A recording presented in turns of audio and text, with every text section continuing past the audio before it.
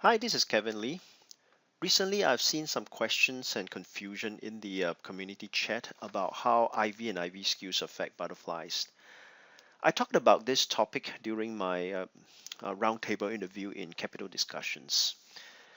I realize the concepts are kind of difficult to explain clearly with real market data because it's difficult to isolate the IV effect in an analysis.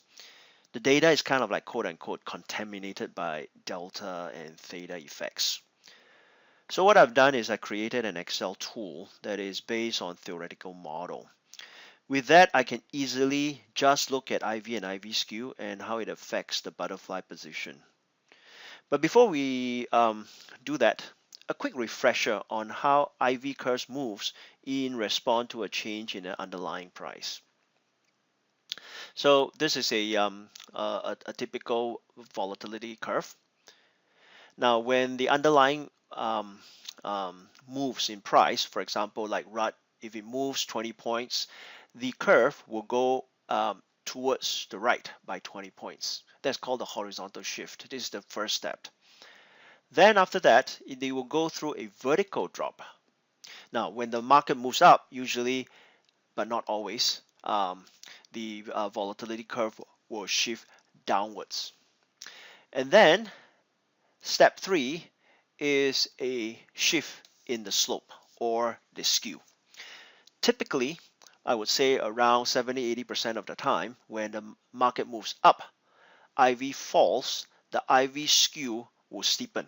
Steepening means a clockwise rotation.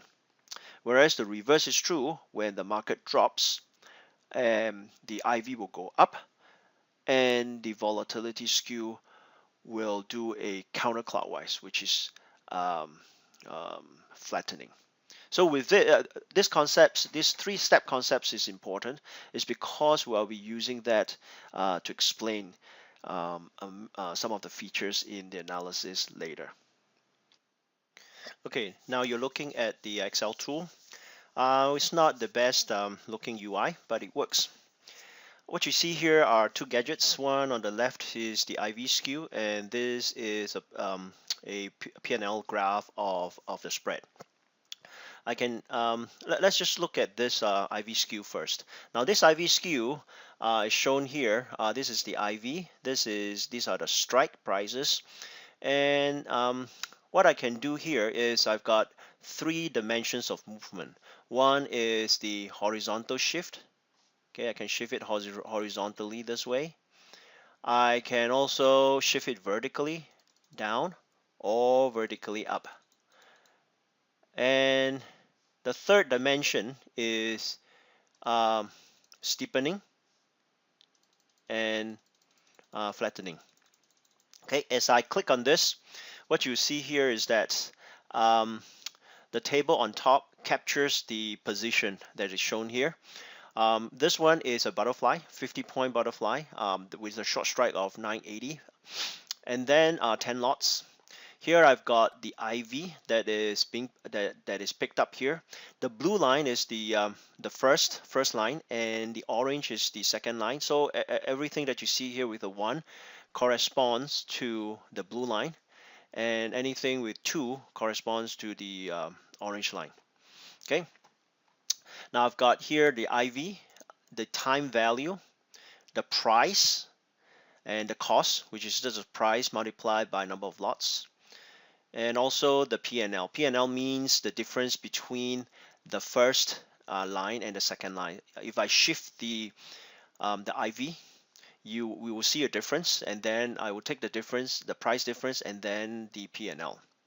So the delta, the theta, and Vega. Here I'm also capturing the delta and price of the second line. So which is this one, price and the delta, as well as the corresponding P&L. Now let's dig in and do some fun stuff. What you're seeing here is a butterfly, and the current market price is here, is 1,000, and the strike prices are here. So you can see that this is a pretty typical 20-point bearish butterfly, representative of a 50-point wide RUT butterfly. The prices here looks quite familiar, the delta number, and the IV right now is here, is in the low 20s. So a $9, $10 price is quite reasonable. So now what I can do here is I can change the IV. Let's do it vertically first. Let's drop the IV. So look here. The orange line is the result, which is the IV number 2. So you can see that for every strike, the IV difference is the same. It's because I dropped it vertically. Now, in a real life situation, this is difficult to achieve because any drop or increase in volatility usually comes with underlying movements as well as data decay. So it's difficult to study the effect of IV on its own, and that's why I created this tool. So now you can see that when the IV is reduced vertically, the P&L increases. There's no surprise. That's what the Vega describes. We have got a negative Vega for the butterfly, and when every strike drops its IV the same way, then this would be a good representation. The Vega will be a good representation of the P&L effect. Likewise, when I increase it, you see a decrease in P&L. Now let's try something more fun. This time, we're going to change the skew. Now look here. When I click on here, the skew steepens. As it steepens, the volatility decreases, but this time it decreases in a different amount for each strike. So for the legs of the butterfly, you can see that the long leg on the right decreases the most. Now the P&L continues to increase because all of these strikes are decreasing.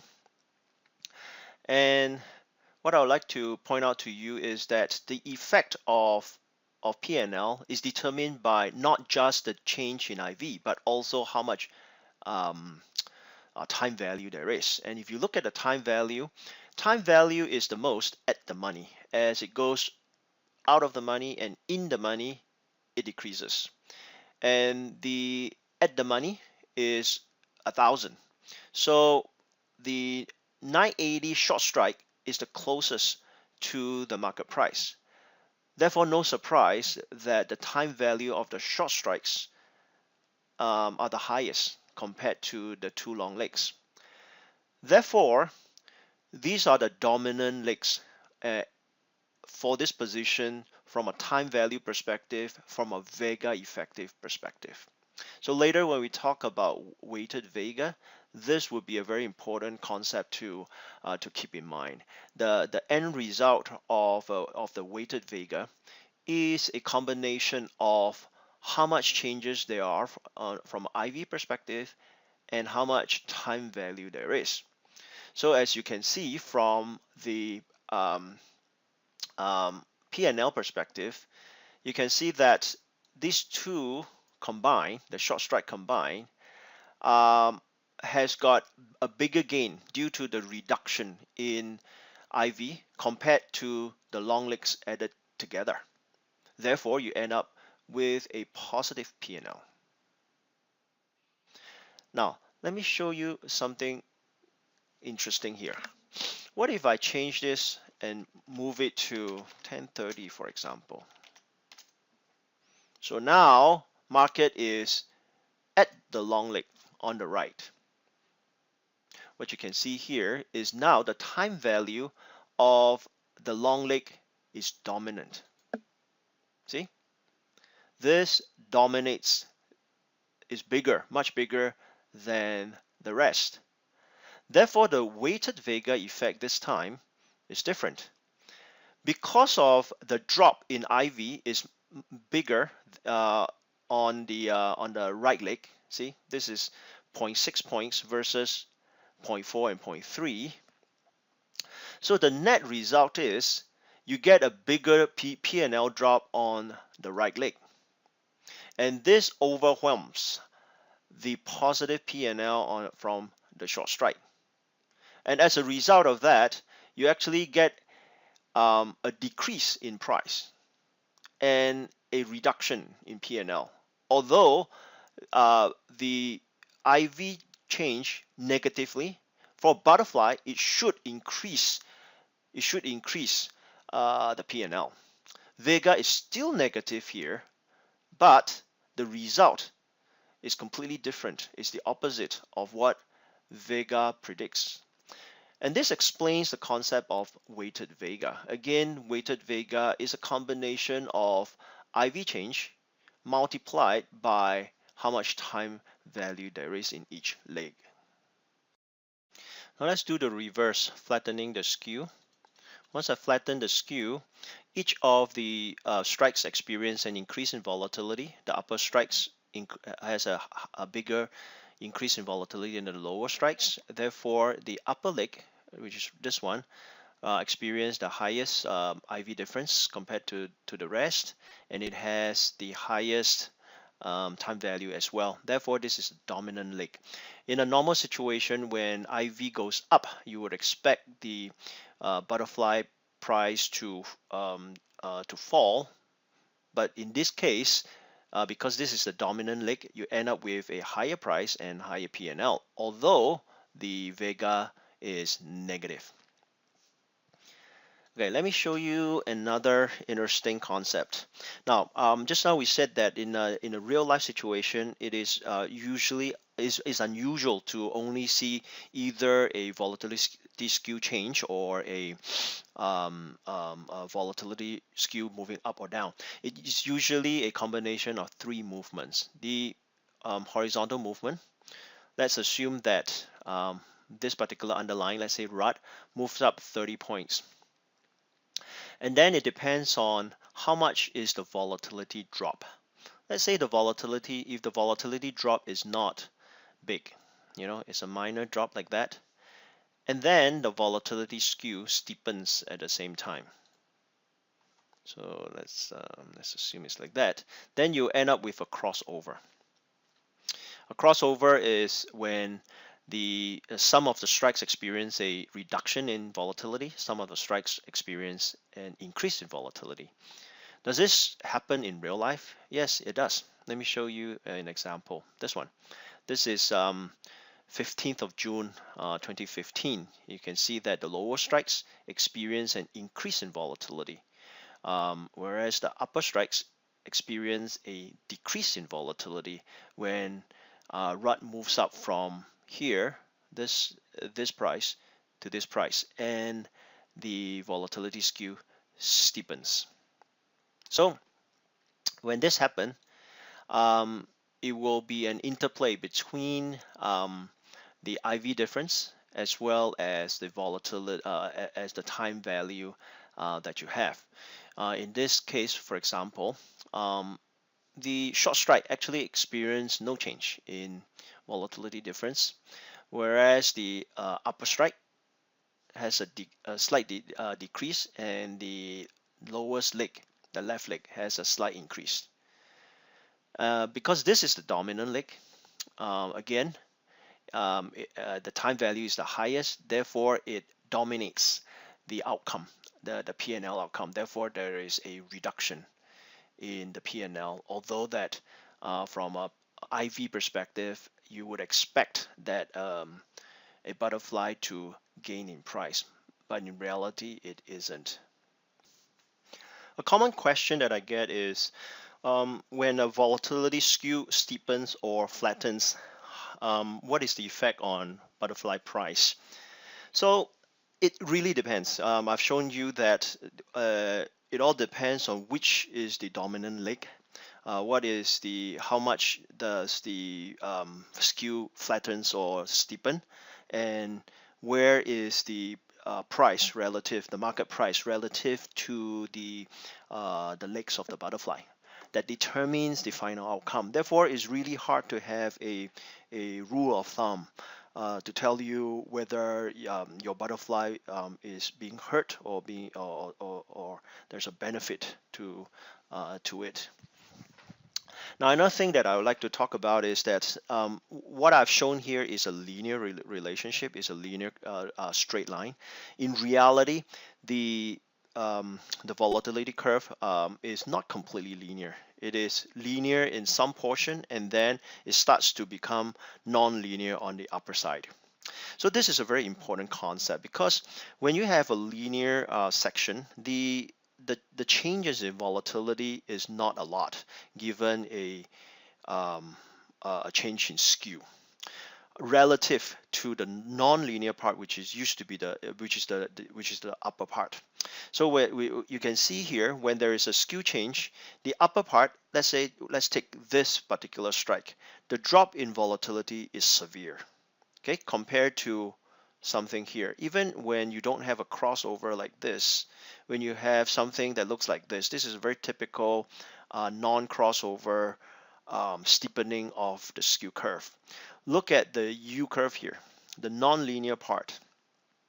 Each of these strikes actually experience a much larger, if you compare this distance to, let's say, this distance, this is like 3 to 4, maybe 3 times of this.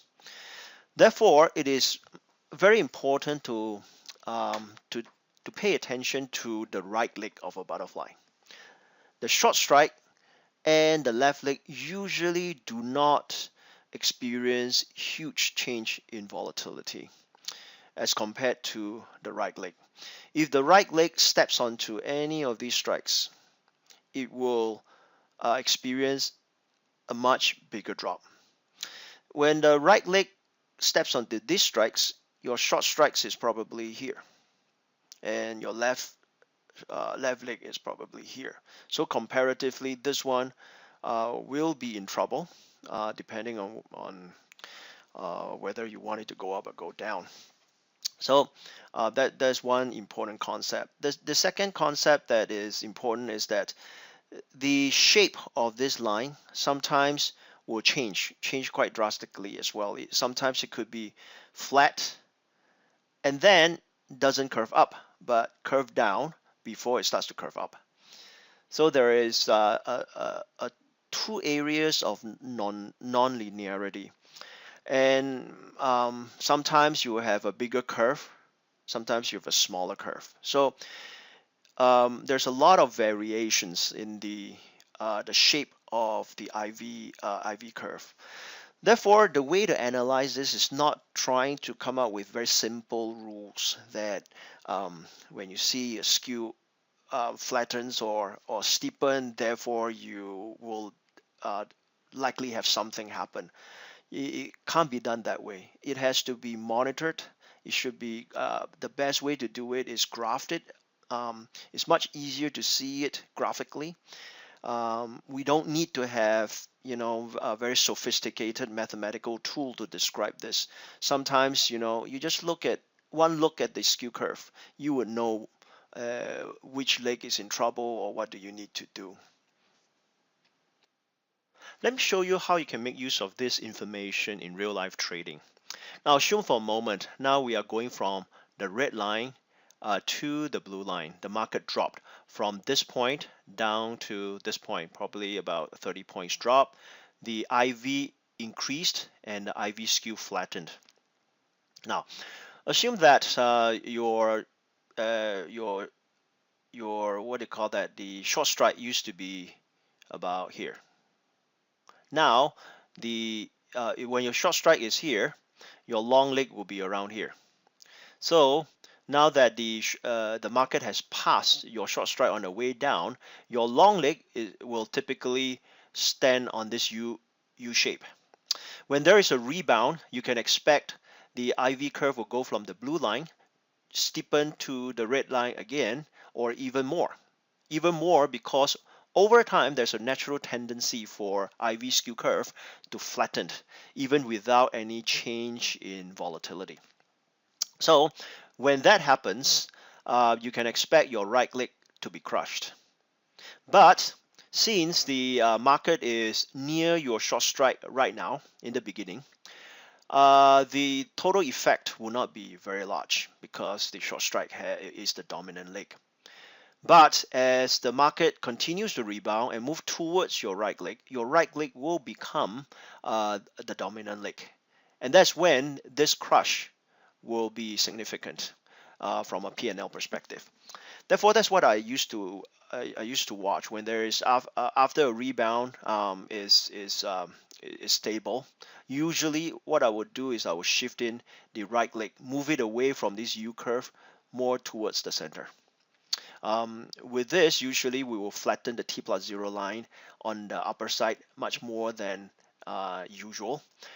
Even with a more positive delta, I know that that positive delta will go away when the right leg is crushed. So this is something that actually helped me in many situations. Before I knew this phenomenon, I always experienced the right leg crushed. That took away much of my profit.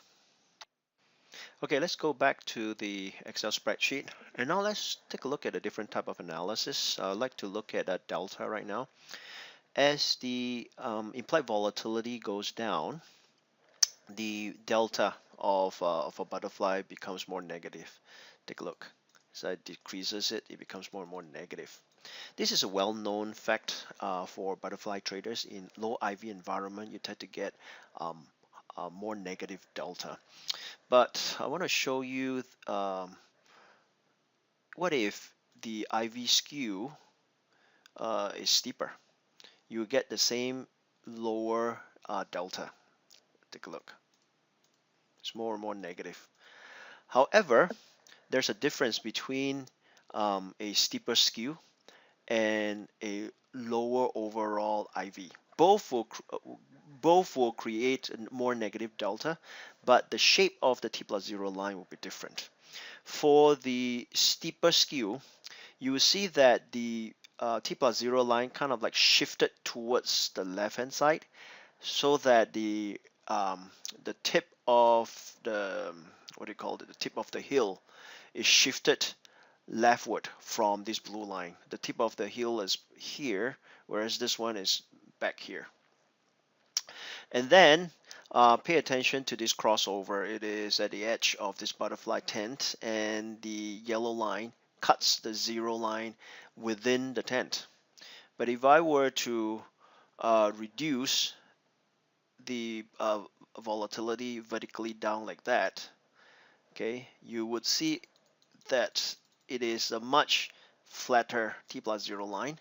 The crossover between the blue and the orange is well outside the tent, and the crossover, the cross between the yellow line or the orange line and the 0 line is more towards the right hand side. So the orange T plus 0 profile is quite similar to the profile of the original blue line. So what does that mean? It means that if the lower delta is achieved by steeper skew, you actually have more gamma problem on the right hand side. That is something that butterfly traders would need to pay attention to. Now, have you ever wondered why does a butterfly start with a negative delta, and the T plus 0 line is not symmetrical along this central axis? That has to do with IV skew. With a skew, you will get this type of T plus 0 profile. If I were to flatten the skew, take a look at the delta and also the shape of the T plus 0 line. Delta becomes more and more positive, and then the shape of the T plus 0 line becomes more and more symmetrical. If I flatten it enough, delta will eventually become 0. Okay, so it doesn't need to be completely flat to get a zero delta. That's because of cost of carry and also the dividend. But look at how symmetrical this uh, t plus zero line becomes. So that's a nice to know fact. I hope you like the analysis that I've shown you that can be done by this tool.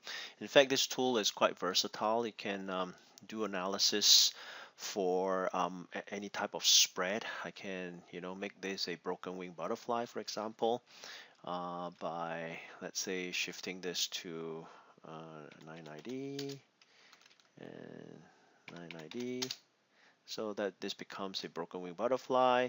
You can do that, or you can I can even make this a condor like 1020, and then this one is 940, for example. This becomes a condor.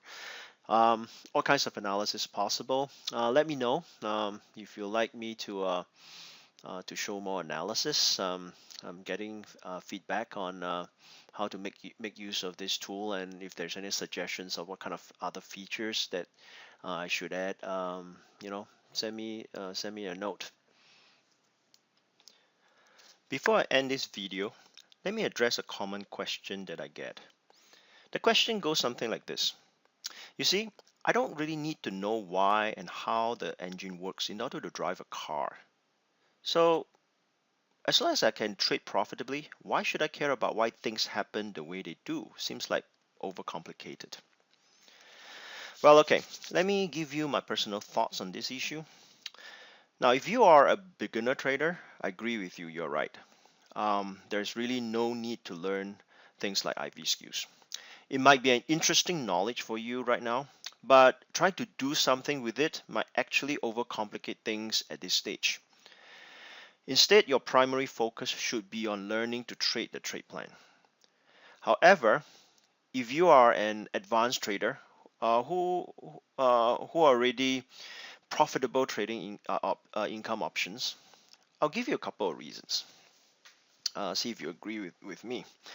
One, the in-depth knowledge of IV skews can help you make better trading decisions. Skews determine if an adjustment is optimized or not. For example, if you are trying to fix a delta issue, you can attain the same result with many different methods. Some will be more efficient than others.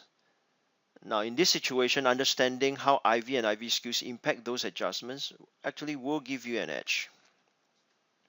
Then the second reason I think is longer term, is more strategic. If you are currently trading a plan created by someone else, think about it for a moment.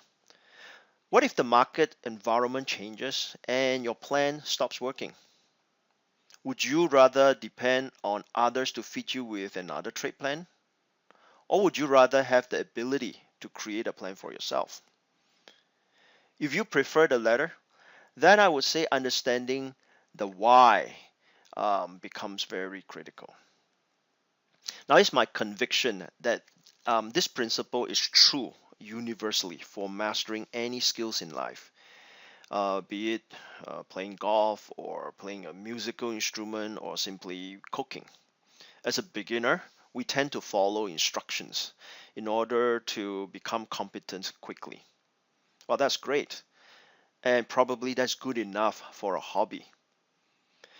But if you're doing something professionally and have to be at the top of your game, you simply have to master the craft.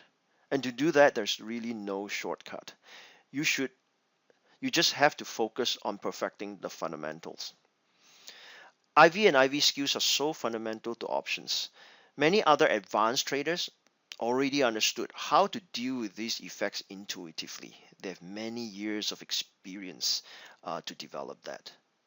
They may not have used the same methods that I did to learn, but the end result is the same. They do incorporate this knowledge in their trading. But for others like me, I cannot depend on anecdotal experience and educated guesses. I can't internalize new knowledge that way. I have to dissect a complex issue into fundamental components and I try to quantify them as much as possible. That's how I learn. It's much easier for my brain to process numbers and graphs. It's more of a data science approach to trading. So that's why I created these Excel tools and models to help me make sense out of something that have so many moving parts and so complicated. So now I'm sharing all these new research with anyone who think the same way. Well, in part, I'm also hoping to create more conversations around these topics that I think are critical to options. It's not just about IV and IV skews though. There are many other topics like options modeling, options software, etc., etc. I hope by doing so, we can grow together and we can increase the overall knowledge base.